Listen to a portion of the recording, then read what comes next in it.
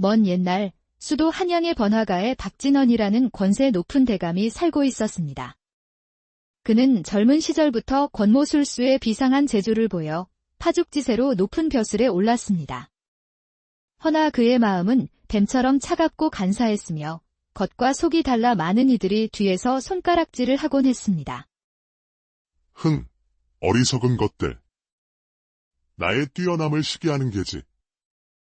이 모든 비난은 내가 너무 잘난 탓이다. 박대감은 자신을 향한 비판의 목소리에도 조금도 개의치 않았습니다. 오히려 자신의 탁월함에 대한 질투라 여기며 오만하게 행동했지요. 에이, 답답하구나. 기분 전환이나 해야겠다. 여봐라, 오늘 밤은 청풍관으로 가마를 대령하라. 박대감은 마음이 울적할 때마다 한양 최고의 기생집을 찾아가 흥청망청 시간을 보내는 것이 버릇이었습니다. 그러던 어느 달 밝은 밤이었습니다. 홍등이 화려하게 켜진 거리를 지나던 박대감의 눈에 한 기생이 들어왔습니다. 단아하고 청초한 자태는 마치 하늘에서 내려온 선녀와 같았고 박대감은 순간 심장이 거세게 뛰는 것을 느꼈습니다. 여봐라. 저 곱디고 온 기생은 대체 누구냐? 대감, 청풍관의 연하라고 하옵니다. 참으로 절세미인이로구나. 당장 오늘 밤 내 수청을 들라 이르거라. 청풍관은 한양에서 으뜸 가는 기방으로 밤마다 사람들로 북적였습니다. 그 중에서도 연하는 빼어난 미모와 고운 심성으로 이름이 높았지요. 내 오늘 저 아이를 품지 않고서는 잠 못 이룰 것 같구나. 박대감은 신복인 돌쇠를 앞세워 연하를 부르라 명했습니다. 하지만 연하는 그 명을 듣고도 조용히 고개를 저었습니다. 내 인연. 감히 대감마님의 명을 거역하겠다는 것이냐? 청풍관은 웃음과 노래를 파는 곳이지 마음까지 파는 곳은 아니옵니다. 내년이 정녕 우리 대감마님의 성정을 몰라서 이러는 괴로구나. 돌쇠가 서슬퍼렇게 협박했지만 연하는 눈 하나 깜짝하지 않았습니다. 그 어떤 위협이 닥쳐도 제 마음은 제 것이옵니다. 이 소식을 들은 박대감은 껄껄 웃으며 술잔을 기울였습니다. 고고하기가 이를 데 없구나. 과연 한양 제1의 기생답도다. 간사한 자는 본디 웃으며 칼을 품는 법조 박대감은 겉으로는 호탕하게 웃었지만 속으로는 치욕감에 이를 갈고 있었습니다. 그는 자신을 거절한 대가를 연화에게 반드시 치르게 하리라 굳게 마음먹었습니다. 그 일이 있고 며칠 동안 청풍관에는 평온한 날들이 이어졌습니다. 아이고, 날이 왜 이리 덥냐. 슬슬 여름이 오려나 보다. 청풍관에는 무진이라는 머슴이 있었습니다. 그는 산처럼 큰 덩치와 장사 같은 힘을 지녀 여럿이 할 일을 혼자서도 거뜬히 해냈습니다. 하지만 성품이 순하고 수줍음이 많아 기생들과는 말 한마디 제대로 섞지 못했지요. 어쩜 저리도 고우실까? 연하님은 혹시 하늘에서 내려온 선녀가 아닐까? 무진은 마음속으로 남몰래 연하를 깊이 사모하고 있었습니다. 그래서 산에 나무하러 갈 때마다 예쁜 들꽃이나 잘 익은 산과일을 따다 연화의 방 앞에 조용히 두고 가곤 했습니다. 연하님, 산에 다녀오다 주워왔소이다. 어머나, 산딸기로구나. 참 곱기도 하. 달콤한 것을 좋아하실까 싶어서. 고맙다, 무진아.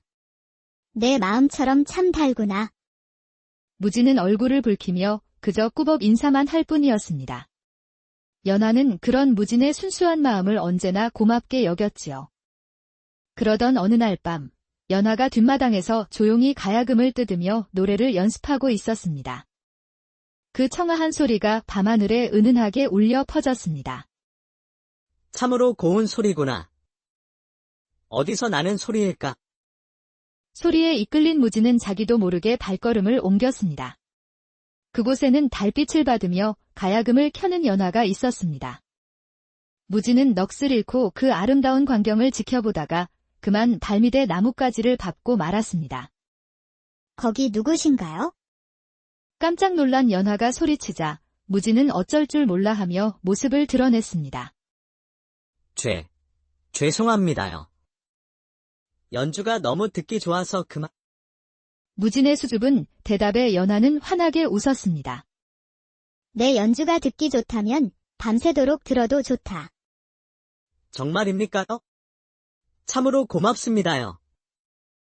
그날 이후 연하는 가끔씩 무진을 불러 가야금 소리를 들려주었고 때로는 그의 두툼한 손을 잡고 가야금 타는 법을 가르쳐 주기도 했습니다. 평화로운 나날이 계속되던 어느 날 박대감의 신복 돌쇠가 청풍관에 들이닥쳤습니다. 모두 듣거라. 청풍관이 진 모든 빚을 우리 대감님께서 떠안으셨다. 그게 어찌 된 일이란 말이오? 그야 우리 대감님의 수완이 좋으시니 그렇지. 돌쇠는 품에서 빈문서를 꺼내 연화의 얼굴에 내밀었습니다. 문서에는 눈이 휘둥그레질 만큼 큰 금액이 적혀 있었지요. 청풍관의 빚이 어찌 이리도 늘었단 말입니까? 그야 이자가 눈덩이처럼 불어나니까 그렇지. 으뜸 기생이라는 것이 그런 것도 모르느냐. 연화에게 원한을 품은 박대감이 저작거리의 빈문서를 모조리 사들여 청풍관의 숨통을 쥐려 한 것이었습니다. 다음 달까지 이 돈을 갚지 못하면 청풍관은 문을 닫게 될 것이니 그리 알 거라. 청천벽력 같은 소식에 기생들은 울고불고 난리가 났지만 연하는 흔들리지 않았습니다. 청풍관은 우리가 지킬 것이니 썩 물러가라. 그날 이후 연하는 밤낮으로 손님들을 대접하며 돈을 벌기 위해 애썼습니다. 하지만 이상하게도 청풍관을 찾는 손님들의 발길이 뚝 끊겨 버렸습니다. 청풍관으로 가는 길이라면 돌아들 가시오. 높으신 분의 뜻을 거스르면 앞으로 재미없을 줄 아시오. 알고 보니 박대감이 불량배들을 풀어 손님들을 겁박하고 있었던 것입니다. 설상가상으로 청풍관에 술과 음식을 대던 상인들마저 하루아침에 거래를 끊겠다고 나섰습니다. 대체 무슨 연유로 그러시는 겁니까? 속 시원히 말씀이라도 좀 해보셔요. 하지만 상인들은 박대감의 보복이 두려워 고개만 저을 뿐이었습니다. 청풍관은 하루가 다르게 황폐해져 갔고 기생들도 하나둘 짐을 싸서 떠났습니다. 연하는 그들을 붙잡지 않았지요. 텅 빈 방에 홀로 남은 연하는 소리 없이 눈물을 흘렸고 그 모습을 멀리서 지켜보던 무진 또한 주먹을 꽉 쥔 채 눈물을 삼켰습니다. 아이고, 우리 연하니. 불쌍해서 이를 어쩌나. 참으로 원통하고 분하구나. 약속했던 한 달이 지나자 돌쇠를 앞세운 불량배들이 청풍관에 쳐들어왔습니다. 연하는 듣거라. 당장 빚을 갚으란 말이다. 이 꼴을 보고도 그런 말이 나오시오? 멀쩡한 기루를 망하게 해놓고 참으로 뻔뻔하구려. 우리 대감께 반항했으면 이 정도는 각오했어야지. 인연을 관기로 팔아 넘겨야겠다. 돌쇠가 연화의 머리채를 움켜쥐고 끌고 가려던 그때였습니다. 그 손 놓으시오. 연하님을 풀어주란 말이오. 보다 못한 무진이 주먹을 쥐고 뛰쳐나왔습니다. 이놈은 또 웬 멀대 같은 놈이냐. 얘들아, 저놈에게 뜨거운 맛을 보여주거라. 하지만 평생 일만 해온 무진이 싸움에 이골이 난 불량배들을 당해낼 수는 없었습니다. 무진은 순식간에 쓰러져 문매를 맞았습니다. 제발 무진이를 살려주시오. 당신들이 노리는 것은 저 아닙니까? 연화가 돌쇠의 바짓가랑이를 잡고 애원했지만 돌쇠는 비웃을 뿐이었습니다. 그때 뒤에서 날카로운 목소리가 들려왔습니다. 모두 멈추어라. 심술궂은 미소를 띤 박대감이 천천히 모습을 드러냈습니다. 참으로 안타깝구나. 이 좋던 청풍관이 어찌 이리 초라해졌는고. 대감께서는 정녕 그 이유를 모르십니까? 높은 곳에 있는 이 몸이 어찌 그런 사소한 일까지 알 턱이 있겠나. 연하는 치를 떨었지만 무진을 살리기 위해서는 다른 방도가 없었습니다. 대감님의 뜻을 따르겠나이다. 그러니 제발 이 사람들은 용서해 주소서. 연하가 마침내 고개를 숙이자 박대감은 쾌재를 부르며 말했습니다. 이제야 말귀를 알아듣는구나. 저놈은 그만 풀어주어라. 불량배들은 피투성이가 된 무진을 문 밖으로 내팽개쳤습니다. 연하님. 제발 가지 마셔요. 연하님. 청풍관을. 잘 부탁한다. 무진아. 연하는 마지막으로 무진을 돌아보고는 박대감을 따라 발걸음을 옮겼습니다. 그렇게 연하는 박대감의 첩이 되고 말았습니다. 연하가 떠난 뒤 무진은 홀로 남아 묵묵히 청풍관을 지켰습니다. 시간이 흐르자 박대감의 횡포가 잦아들었고 끊겼던 손님들이 다시 찾아오기 시작했습니다. 청풍관은 다시 예전처럼 노랫소리와 웃음소리로 가득 찼지만 무진의 마음은 텅 빈 듯 공허했습니다. 밤이 되면 무진은 홀로 가야금을 뜯으며 연하를 그리워했습니다. 그렇게 사계절이 지나고 1년이라는 세월이 훌쩍 흘렀습니다. 어느 추운 겨울날 아침부터 한방눈이 쏟아졌습니다. 무진이 대문 앞을 쓸고 있을 때 문밖에서 인기척이 들렸습니다. 문 앞에는 남루한 행색의 여인이 서 있었습니다. 한참을 바라보던 무진은 두 눈을 크게 뜨고 외쳤습니다. 연하님. 아니십니까? 이게 도대체 무슨 꼴이란 말입니까? 그렇습니다. 누더기를 걸친 여인은 바로 연하였습니다. 오래간만이구나, 무진아. 그동안 잘 지냈느냐? 연하는 박대감에게 버림받아 초라한 모습으로 돌아온 것이었습니다. 무진은 얼른 연하를 안으로 들여 따뜻한 이불을 덮어주었습니다. 무슨 일이 있으셨던 겁니까? 연하님. 말해 무엇하겠느냐. 그 표리부동한 작자 탓이지. 연하는 입술을 떨며 그간의 사연을 털어놓았습니다. 박대감이 더 높은 권세를 위해 고관대작의 딸과 혼담이 오가게 되자 첩인 자신이 걸림돌이 될까 염려하여 내쫓았다는 것이었습니다. 세상에, 그리도 간악한 자가 또 있겠습니까? 차라리 잘된 일입니다. 그런 자와 함께 있지 않아도 되니까요. 청풍관을 지켜줘서 정말 고맙다, 무진아. 하지만 그들의 평화는 오래가지 않았습니다. 박대감은 연하를 한양에서 아주 쫓아낼 생각으로 또다시 불량배들을 보내 청풍관을 괴롭히기 시작했습니다. 이년아. 대감의 혼사에 누가 될까 두렵지도 않으냐. 당장 한양에서 썩 꺼지란 말이다. 불량배들의 행패에 손님들은 발길을 돌렸고 결국 한 달도 채 되지 않아 청풍관은 다시 폐허가 되고 말았습니다. 마침내 돌쇠 일당이 들이닥쳐 청풍관을 모조리 부수기 시작했습니다. 청풍관은 이제 끝이다. 모조리 때려 부숴라. 그만두시오. 이곳은 아무 죄도 없소. 결국 청풍관은 잿더미가 되었고 연하와 무지는 거리로 내쫓기고 말았습니다. 이제 우리는 어디로 가야 한단 말이냐. 걱정 마셔요. 연하님. 제가 어떻게든 해보겠습니다요. 무지는 언덕 아래에 작은 초막을 짓고 연하를 모셨습니다. 낮에는 저작거리에서 품을 팔고 밤에는 연하를 정성껏 보살폈지요. 비록 누추하지만 편히 지내셔요. 앞으로 연하님은 제가 지킬 것입니다. 고맙다, 무진아. 내 덕분에 내가 사는구나. 무진의 간호 덕에 연하는 기운을 되찾았지만 마음속 응어리는 풀리지 않았습니다. 자신의 모든 것을 앗아간 박대감을 도저히 용서할 수 없었습니다. 그리하여 어느 날 밤 연하는 촛불을 밝히고 상소문을 적기 시작했습니다. 박대감이 저지른 모든 만행을 한자 한자 또박또박 적어 내려갔습니다. 기생이 대감을 고발했다는 소문은 삽시간에 한양 전역으로 퍼졌습니다. 감히 저천한 것이 내 목에 칼을 들이대. 내 반드시 전연을 갈기갈기 찢어 죽일 것이다. 연하님, 제발 상소를 거두셔요. 저 승량이 같은 자가 가만히 있지 않을 것입니다. 아니다. 아무리 미천한 신분이라도 사람의 몸과 마음을 함부로 짓밟을 수는 없는 법이다.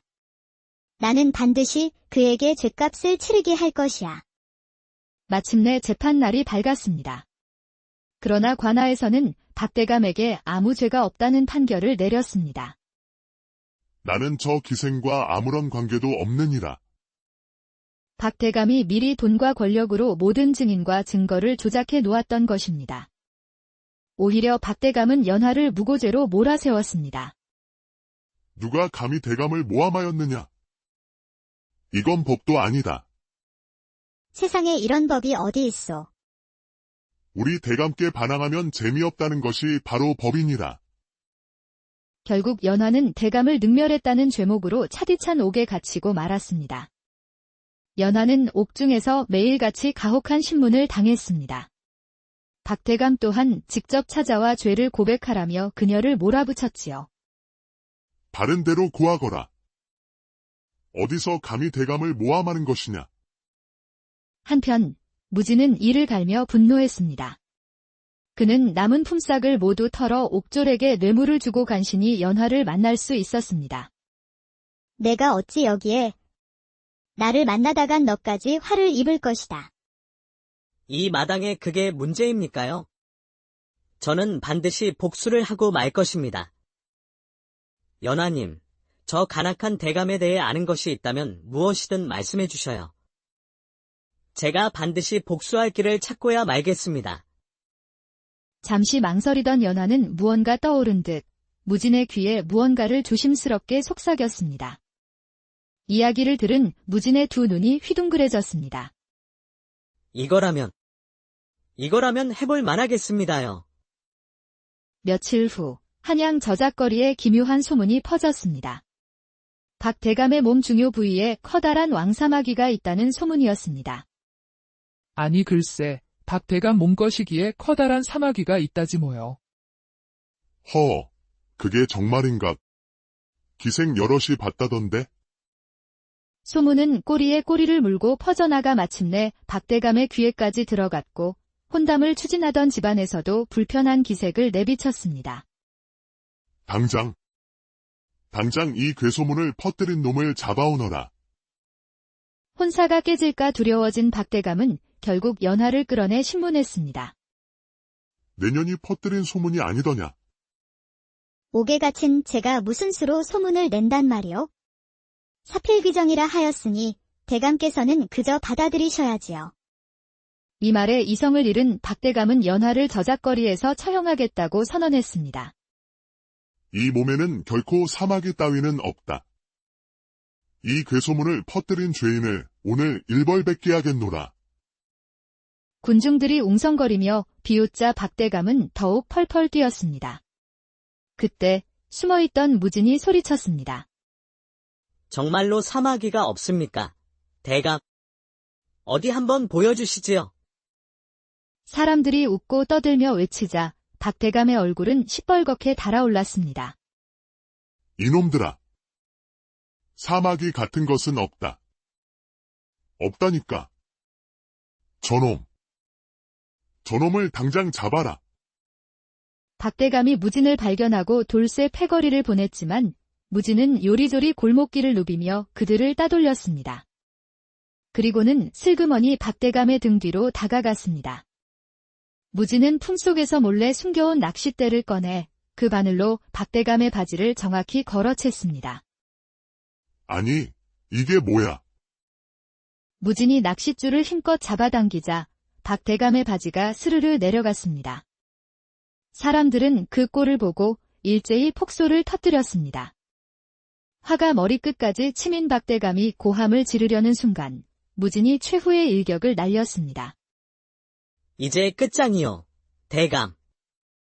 무진이 낚싯줄을 있는 힘껏 당기자 박대감의 바지가 훌러덩 벗겨지고 말았습니다. 그의 민망한 아랫도리가 만천하에 공개된 순간이었습니다. 저것 봐라. 저기 사내의 중심부를 보란 말이다. 어머나, 정말이네. 사마귀가 떡하니 있네 그려. 그렇습니다. 박대감의 몸에는 정말로 커다란 사마귀가 있었습니다. 소문은 사실로 드러났고 박대감은 한양 온거리에 개망신을 당했습니다. 이게 무슨 망신이란 말이냐? 박대감은 바짓가랑이를 부여잡고 주랭랑을 쳤고 사람들은 그 뒤를 따르며 사마귀 대감이라 외치며 조롱했습니다. 그 혼란을 틈타 무진은 재빨리 연화를 구출했습니다. 연하님, 어서 피하셔요. 고맙다, 무진아. 내가 또 나를 살렸구나. 연화를 업은 무진은 골목길을 빠져나가 한양성 밖으로 무사히 탈출했습니다. 그날 이후 박 대감의 혼담은 당연히 깨졌고 그는 사람들의 비웃음 속에 벼슬을 내놓고 쓸쓸히 물러나야 했습니다. 한편 연화와 무진은 한양에서 멀리 떨어진 강원도 어느 산골 마을에 정착했습니다. 두 사람은 이름도 신분도 모두 버리고 조용히 밭을 일구며 살아갔습니다. 마을 사람들은 성실하고 착한 그들을 입을 모아 칭찬했지요. 연하님, 아직도 한양이 그립습니까? 아니다. 사랑하는 이와 함께하는 지금이 내 생에 가장 행복하구나. 낮이면 함께 밭을 갈고 밤이면 나란히 앉아 가야금을 뜯으며 두 사람은 험난했던 세상을 뒤로하고 마침내